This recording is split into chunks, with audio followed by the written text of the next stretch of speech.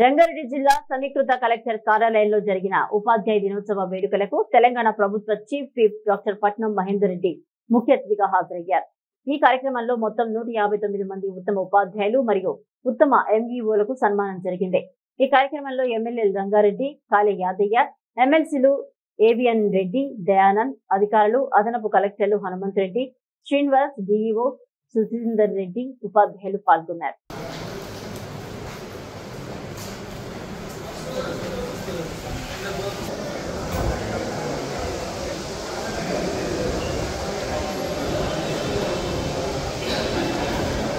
మండలి chief whip గారు అలాగే చివరి శాసనసభ్యులు కాళే యాదయ్య గారు చేశారు. వారికి సాదర స్వాగతం.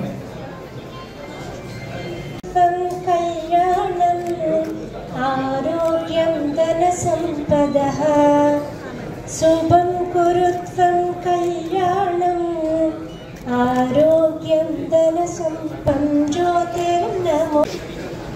అలాగే చివరి శాసనసభ్యులు ముఖ్య అతిథులను మనం గౌరవించుకోవాలి కాబట్టి head master Chinnatulla, P Ravinder Rao district head master Kothapalli,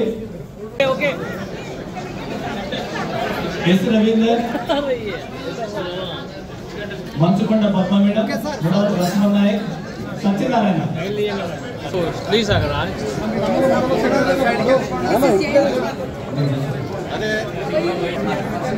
Shri Vasanthi మరి ప్రతి పేదవానికి మంచి విద్యను అందించి మరి దానికి ప్రభుత్వం కూడా పెద్ద ఎత్తున మరి అన్ని వసతులు ఏర్పాటు చేయాలి.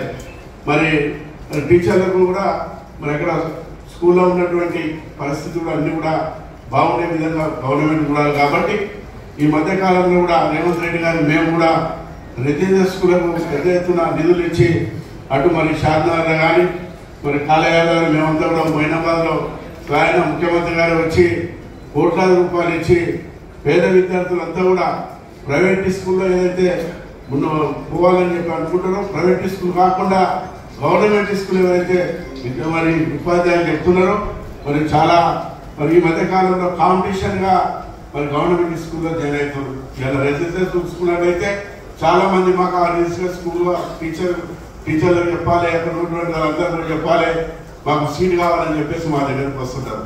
ఈ మధ్యకాలంలో రెసిడెన్షియల్ స్కూల్లో చాలా కాంపిటీషన్ అయిపోయి ఇలా గవర్నమెంట్ స్కూల్లో పెద్ద ఎత్తున మరి పేద విద్యార్థులు చదువుకుంటారు. కాబట్టి ప్రైవేట్ స్కూళ్ళతో పాటు మరి ఏదైతే గవర్నమెంట్ స్కూల్ కూడా మరి ముందు పోతుంది. కాబట్టి ఇక్కడ ఏవిఎన్ రెడ్డి గారు ఉన్నారు, వారు కూడా స్కూల్స్ ఉన్నాయి, మరి వాళ్ళు కూడా తెలుసు ఏదైతే ప్రైవేట్ స్కూళ్ళతో పోటీగా గవర్నమెంట్ స్కూల్ నడుస్తుందంటే దానికి అన్ని ఏర్పాట్లు చేయవలసిన బాధ్యత మా మీద ఉన్నది. కాబట్టి రంగారెడ్డి జిల్లాతో పాటు వికారాబాద్ జిల్లాలో కూడా మన వెనుకబడిన ప్రాంతాల్లో కూడా ఇంకా ఎక్కువ పెద్ద ఎత్తున మరి గవర్నమెంట్ తరఫున మరి రెసిడెన్షియల్ స్కూల్ ఇచ్చి కూడా ముందు తీసుకోవడానికే తప్పకుండా ప్రయత్నం చేస్తామని చెప్పుకుంటూ మరి మీ అందరి